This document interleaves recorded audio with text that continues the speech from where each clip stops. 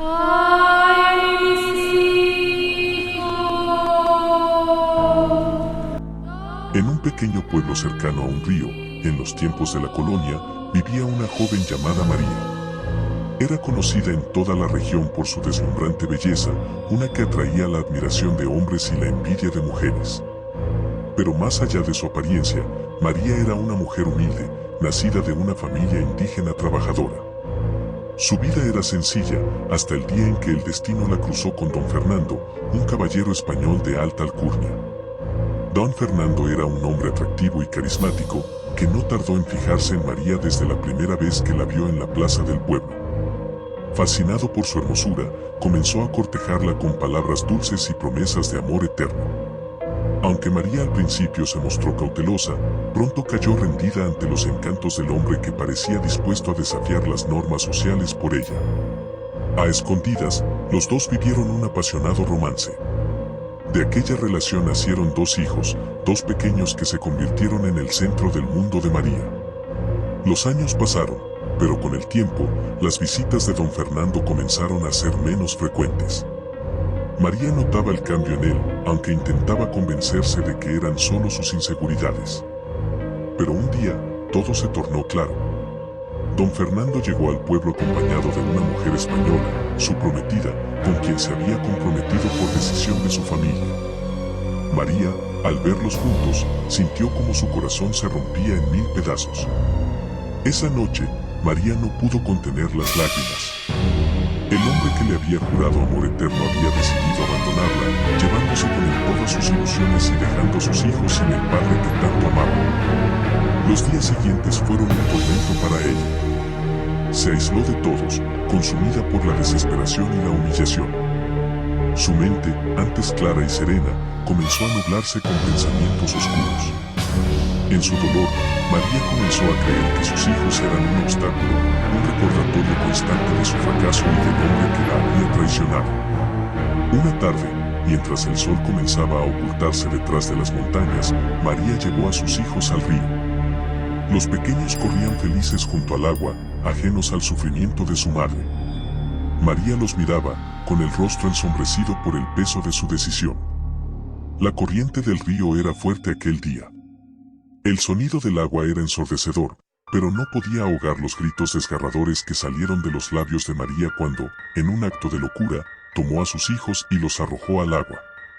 Los pequeños, incapaces de luchar contra la fuerza del río, desaparecieron en cuestión de segundos. Al darse cuenta de lo que había hecho, María sintió una culpa insoportable. Gritó los nombres de sus hijos mientras corría al agua, tratando de salvarlos, pero ya era demasiado tarde. El río se los había llevado para siempre. Desesperada y sin fuerzas, María se dejó caer al agua, dejando que la corriente la arrastrara. Cuando las gentes del pueblo encontraron su cuerpo días después, lo enterraron junto a sus hijos, en una tumba humilde cerca del río. Sin embargo, no pasó mucho tiempo antes de que comenzaran los rumores. Los primeros en hablar de María después de su muerte fueron los campesinos que vivían cerca del río. Decían que, durante las noches, podían escuchar un llanto lastimero que provenía de las orillas. ¡Ay, mis hijos!, gemía la voz, un lamento tan desgarrador que hacía temblar a quien lo escuchaba. Aquellos que se aventuraban a salir después del anochecer afirmaban haber visto la figura de una mujer vestida de blanco caminando junto al río. Su rostro, decían, era pálido y desfigurado por el dolor, y su mirada era vacía, como si buscara algo que nunca encontraría. Pronto, la historia de María se convirtió en una leyenda. Los ancianos del pueblo contaban que su alma había sido condenada a vagar eternamente, buscando a los hijos que había perdido. Advertían a los niños que no se acercaran al río por las noches, pues la Llorona, como comenzaron a llamarla, podía confundirlos con sus propios hijos y llevárselos con ella. Con el tiempo, la historia de la Llorona se extendió más allá de aquel pequeño pueblo. En cada rincón donde se contaba, la leyenda tomaba nuevos matices. Algunos decían que María no era una mujer cualquiera, sino una bruja que había vendido su alma. Otros afirmaban que había sido castigada por los dioses por su acto imperdonable. Pero en todas las versiones, el llanto de «ay, mis hijos» seguía siendo el sello distintivo de su presencia. En noches de luna llena, cuando el viento sopla con fuerza y el río parece rugir con furia, todavía hay quienes aseguran escuchar el lamento de la Llorona. Algunos creen que es solo una advertencia, un recordatorio de las consecuencias del dolor y la desesperación.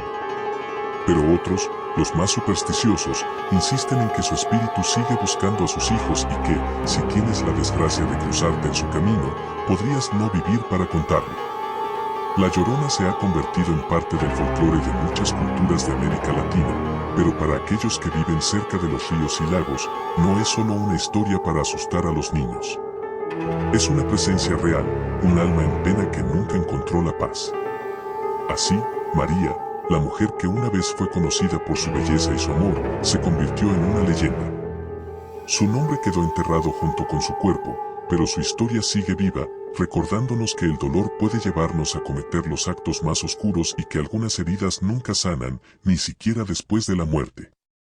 El río, testigo mudo de su tragedia, sigue su curso, llevándose consigo los suspiros y lamentos de quienes se atreven a acercarse demasiado.